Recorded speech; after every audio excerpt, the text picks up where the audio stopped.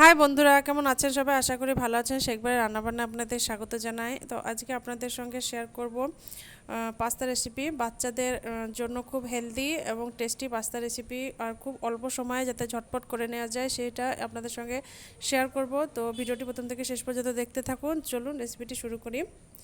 তো এখানে প্রথমে একটি পাত্রে আমি জল নিয়ে নিয়েছি আর পাস্তাটাকে ভালো করে বয়েল করে নিচ্ছি। তো পাস্তা মোটামুটি বয়েল হয়ে গেছে। এই ঝুড়িটাতে আমি পাস্তার জল ঝরে নিলাম।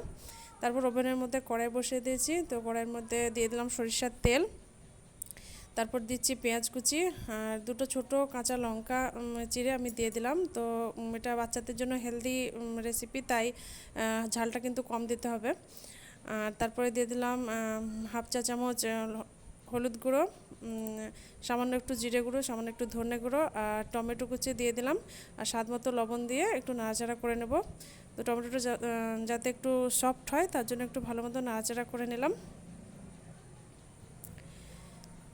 তারপর এখানে জল ঝরানো পাস্তা দিয়ে দিচ্ছি। জল ঝরানো পাস্তাটা দেওয়ার পরও ভালো মতন একটু নাড়াচাড়া করে নিলাম।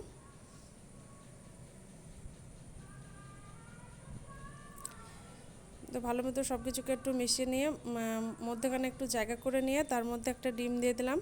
তো আপনারা চাইলে কিন্তু ডিমটাকে আলাদাভাবে ভাজি করে নিয়েও অ্যাড করতে পারেন। তো এইভাবে বানালাম, তার কারণ খুব অল্প সময়ে বানানো যায় এইভাবে।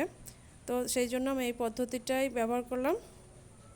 তো ভালো মতো নাড়াচাড়া করে যে একটু ড্রাই ড্রাই হয়ে আসলে কিন্তু তৈরি হয়ে যাবে আমাদের গরম গরম একদম হেলদি বাচ্চাদের জন্য পাস্তা। তো এভাবে বাসাতে আপনারা ট্রাই করে দেখুন। বাচ্চারা কিন্তু খুবই ভালোবাসবে এইভাবে খেতে আর খুব পছন্দ করবে। আশা করছি আপনাদেরও ভালো লাগবে।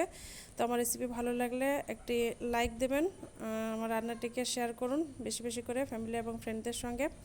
আমার চ্যানেলটিকে সাবস্ক্রাইব করে বেল আইকনটি প্রেস করে রাখুন, যাতে নিত্য নতুন ভিডিওর আপলোড সবার আগে আপনাদের কাছে পৌঁছে যায়। সবাই ভালো থাকবেন, সুস্থ থাকবেন। আজকের মতন বিদায় নিচ্ছি। টাটা।